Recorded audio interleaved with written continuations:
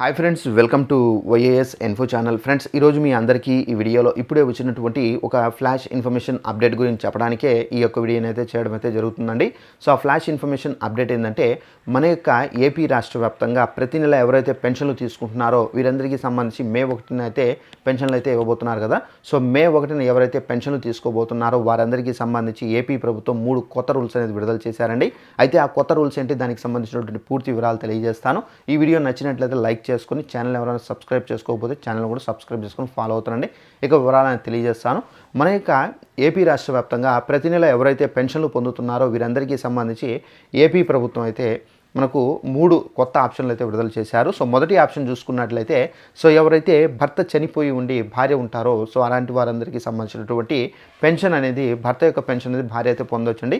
So ఇది మనకు sports option ద్వారా అయితే ఈ పెన్షన్ అనేది మార్పిడి అయితే చేసుకోవచ్చు. ఈ స్పోర్ట్స్ ఆప్షన్ ద్వారా ఏంటంటే మీరు ఎలా చేసుకోవాలి ఏంటని చూసుకున్నట్లయితే, మీ యొక్క గ్రామం మరియు వార్డు సచివాలయాలకు వెళ్ళి ఈ స్పోర్ట్స్ ఆప్షన్ యూస్ చేసుకొని మీరైతే పెన్షన్ అనేది మార్చుకోవచ్చు. సో అప్పుడు ఏంటంటే ఎవరైతే భర్త చనిపోయి ఉంటారో సో వారి యొక్క భార్యకు అయితే ఈ పెన్షన్ అనేది వర్తిస్తుంది.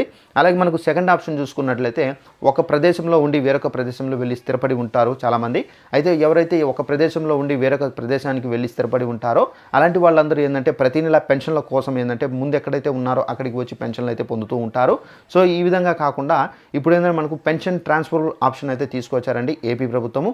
ఈ పెన్షన్ ట్రాన్స్ఫర్ ఆప్షన్ ద్వారా మీ యొక్క పెన్షన్ అనేది ఇప్పుడు మీరు ప్రజెంట్ ఎక్కడైతే ఉన్నారో అక్కడికి మార్చుకోవచ్చు. అయితే ఈ పెన్షన్ ట్రాన్స్ఫర్ ఆప్షన్ మీరు ఎలా యూజ్ చేసుకోవాలి, సో మీ యొక్క పెన్షన్ ఎలా మార్చుకోవాలంటే, మీరు ఇప్పుడు ప్రజెంట్ ఎక్కడైతే పర్మనెంట్గా ఉన్నారో అక్కడ ఉన్నటువంటి సచివాలయాలకు వెళ్ళాలి.